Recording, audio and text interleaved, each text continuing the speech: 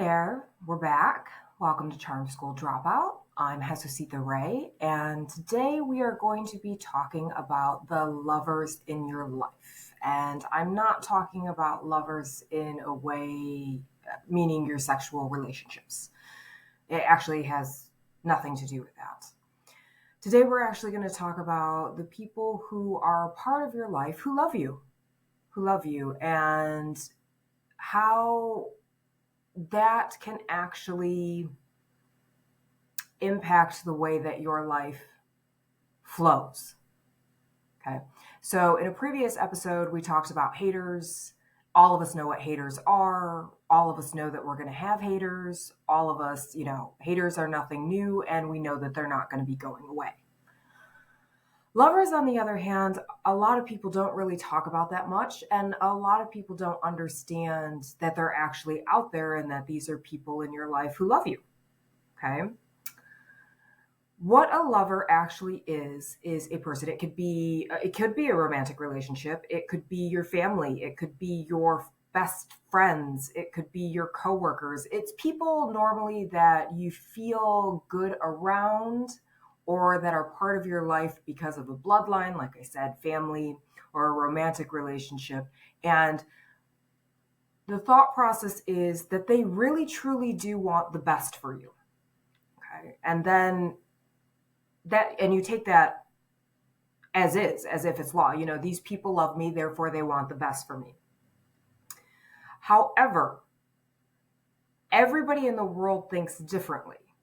And if you are listening to this, you are one of my tribe. You are a beautiful, strong female who is trying to better your life and get to that amazing life that you want for yourself. So we need to talk about lovers, because a lot of times lovers will be the thing that are going to be holding you back from living the life that you want. They're going to say things or do things that are going to sabotage your capability of moving forward. And in another episode, we will talk about change and how change is going to be the greatest thing that you ever do in your life. It's going to be the most amazing tool that you will ever learn, is how to deal with change and how to accept change and how to grow with change. But for the purpose of this episode, we're going to talk about how your growth and your changing, or the steps that you need to take in order to build this amazing life for yourself, can be stunted immediately by one of your lovers in this world. So let's jump right into this. And just remember, when you come into these episodes and stuff, there's going to be things that you might never have heard of, and you're going to have to let this information sink in and begin to look at your own life and what's going on in your own life, and pick out who the people are who are haters in your life, or pick out the people who are lovers in your life. And you need to critique and figure out, are they doing this on purpose, or is this just the way that they think and they don't realize that they're stunting my growth? A lot of times lovers don't really mean to stop you from moving forward. It seems that because they can't handle growth in their own life, or change, which is what growth is, it's change. They can't handle that in their life, and therefore they stop you from doing it, because the fear is, oh dear God, what if they, get so far in life and then they leave me behind? That's usually a huge part of it. And a lot of times the lovers don't even realize that that's a thought in their mind. So because they don't realize that's a thought, they're going to tell you, oh, you shouldn't do that. No, it's okay to quit. No. An example of that would be like if you're trying to get physically fit. You're trying to make your body the best possible body you can, or you've started to meditate in order to clear your mind out of all the garbage that constantly consumes it. Or you're going to try a new class, or you're going to quit your old job and start a new job. You may have people in your life who are going to sit there and say, oh, no, you don't want to do that. Or no, it's okay to quit. It's fine. It's no problem. They may not realize that they're stopping you in their track. They may honestly believe that they're being good people and supporting you in whatever it is that you want to do. Because hell, if you want to quit, it's nice to have somebody on your side telling you that you can. You're never going to get that here. I'm never going to tell you it's okay to quit. I'm going to push you forward. That's the whole point of this show, is to push you forward. So when I was in my early 20s, I was 20 years old when I left my hometown and I moved to California. My hometown was a small town in Michigan, and a lot of people, when I was growing up, it was basically considered Mayberry. It was this beautiful, wonderful place where people cared about other people. It was a family community, it was really nice. But it wasn't what I wanted. It wasn't the type of life that I wanted for myself. I knew that I wanted something more. I wanted something different. I wanted to see something of the world and not just be there in that hometown. So when I was 20 years old, I packed up my belongings and I moved with a friend of mine. I quit my job, said goodbye to everybody I knew, packed up my stuff, and within 2 weeks, me and this friend were in the car and we were driving to California. We were moving to San Diego. And this was a huge change for me because I had never, ever been away from my family.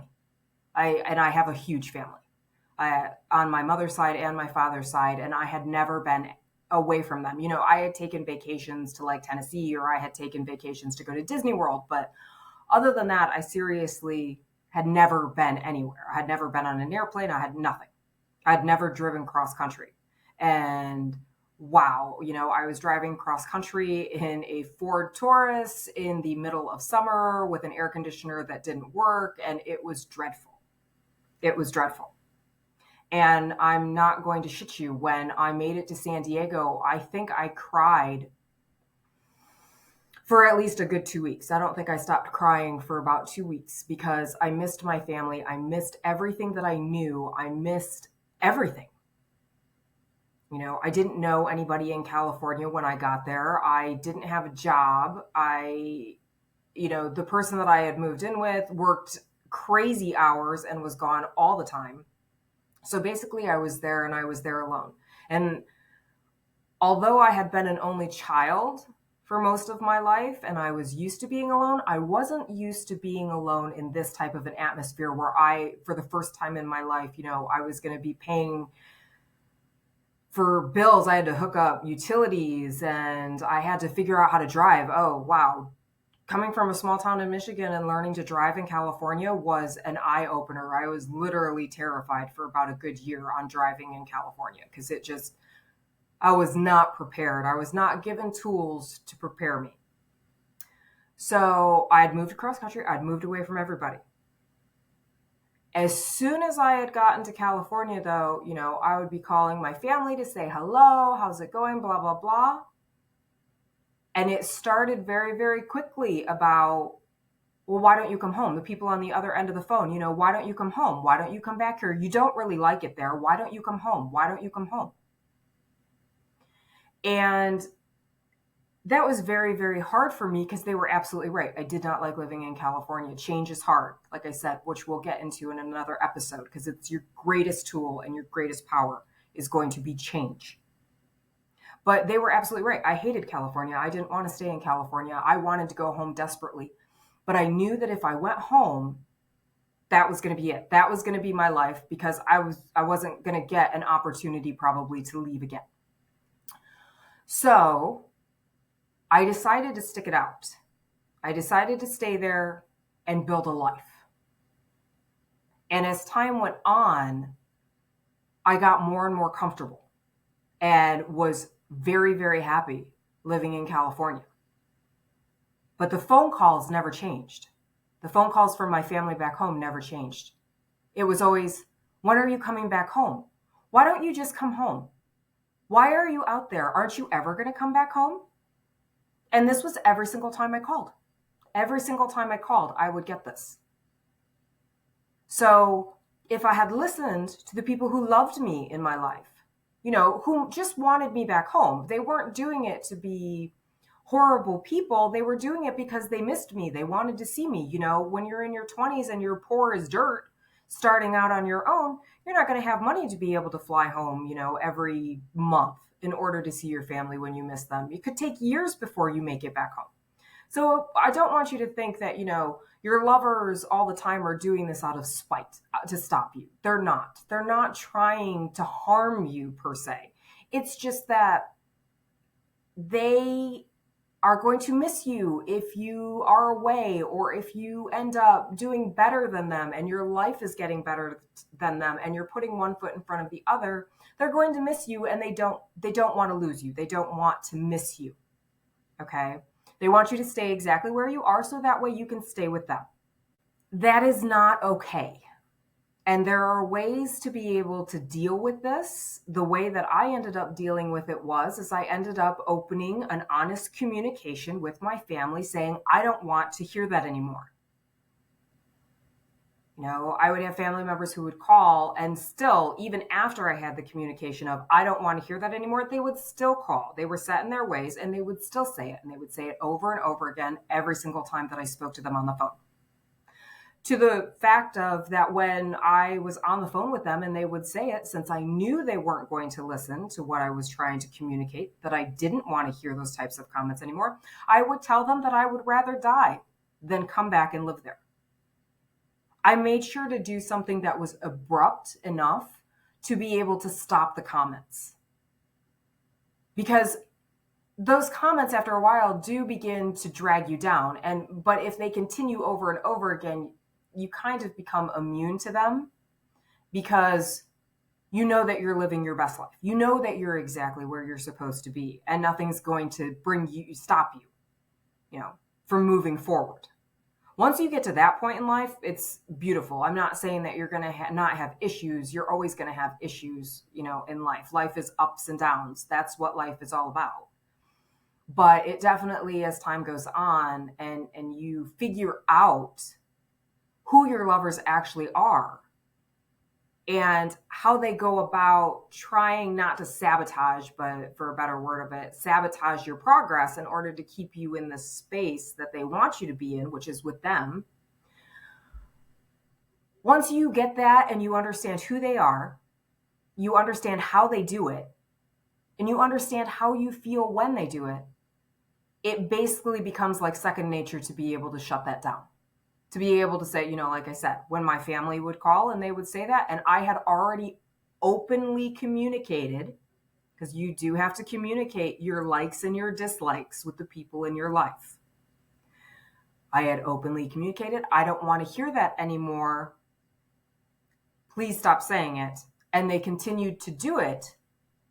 Then it was like, I would rather die than move back there. And every single time, that would just end their comments to it.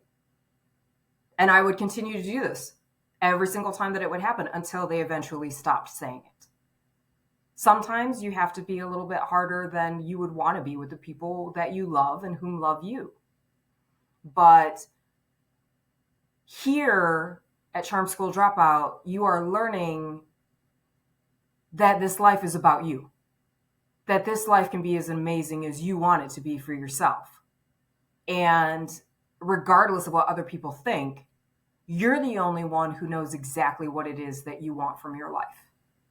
You're the only one who knows exactly what you're looking for and how hard you're willing to work for it. How many, one foot in front of the other every single day, getting to where you need to be, and to stop living a mediocre life that you were never destined to live to begin with. Like I say, you are strong, beautiful, wonderful woman. You are strong. And that is the thing that I need to get into your head, is that you are strong, no matter how many times society, the world, your haters, your lovers may make you feel weaker than you are. You are not weak. You are not small. You are capable of doing anything.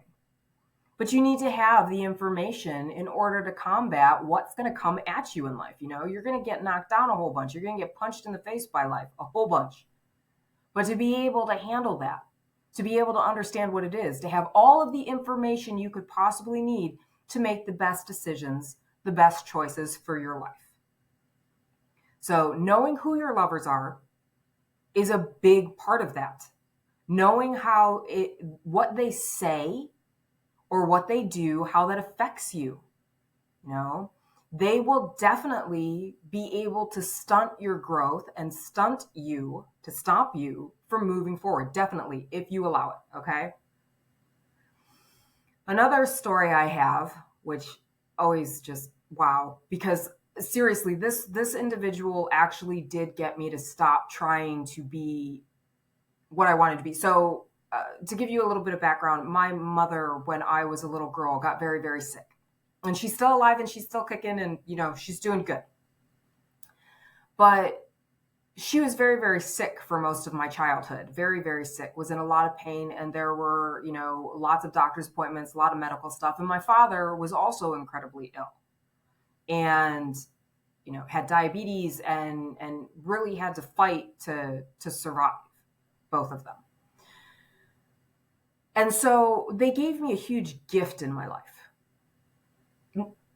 because when they got sick, I realized that was something that I didn't want for my life. I didn't want to get sick. I didn't want, if I had children, I didn't want my children to have to go through that kind of sickness that you go through with a parent. And so at an early age, I started doing lots of healthy things. But I also wanted to get in the best shape for my body that I possibly could in my life. Okay. And I had somebody very precious in my life who was supposed to be my supporter, was supposed to be rooting me on, was supposed to be there every single moment, telling me, you can do this, you can do this. And one day I said, you know what? I want to start working out and get one of those chiseled ripped bodies that you see from, the muscle magazines and whatnot. And I want to be able to compete in a bodybuilding show. And this individual was like, well, how come they look that way, don't you? I mean, all they do all day long is they're in the gym all day long and all they do is eat salads, and they pay, thousands and thousands of dollars a month in order to get that body because they have personal trainers that they train with and they have chefs that cook for them and blah, blah, blah. When I heard that, I literally allowed that person who loved me. This person had absolutely no thought process that what they said had crippled me to the floor. Had no thought process, I promise you. This individual is not that type of individual. This individual is not a vindictive human. And because I was not prepared, I did not have the tools to combat that lover saying that to me, I let that control me. I let that stop me dead in my tracks. I didn't stop working out, but I stopped doing the work, because it takes hardcore work to change something about yourself. And I allowed that for years to stop me. And, I can't do it. No, I can't do it because I don't have the money. I don't have the money for, one of those Hollywood full-time trainers, and I don't have time for those, a massive chef who's going to come in and cook everything and whatnot for me. So I let that stop me for a long time. And I'm not going to kid you, I'm not where I need to be in that goal at this time. So that's something else that I want you to understand. Your goals are going to take you a long time to get to. But keep working on them. And even if you fall, and even if you think that you have failed, you still get up and you keep going. That's huge. And I had to teach myself over the years. I mean, it took years to teach myself.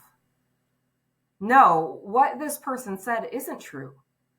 Or anybody else who comes at me and tells me that I can't accomplish the shit that I want to get done for my life. That's bullshit. This is my life. I get to make that choice. Nobody else in this world gets to make that choice for me. I get to make that choice for myself. And that's what I want for you. I want you to understand that whether they be haters, lovers, whomever, your parents, relatives, brothers, sisters, boyfriends, girlfriends, husbands, wives, whatever they are, whomever they are in your life, they don't have the power to get you to quit, to get you to stop pursuing the life that you want. They don't have the power to stop you. The only person who has the power to stop you from accomplishing this life that you want is you. Don't give these people this power over you. They shouldn't have this power over you. One life to live as far as we know. And like I have said, it better be a damn good one, girl, because you are worth that good life. You are worth that amazing life. You are worth whatever the hell kind of life that you have dreamed up for yourself. Okay? It's time for a whole shitload of female self-love. That's what it's time for. You've got this. You are so capable. But knowledge is power. Know who your lovers are.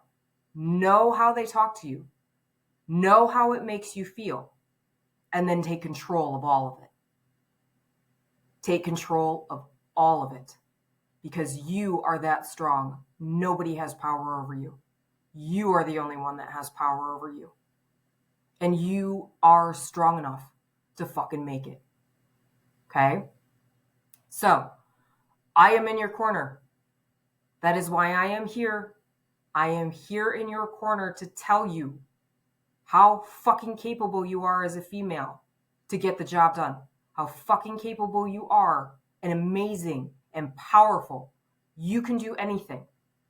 Don't let anybody stop you from accomplishing your life.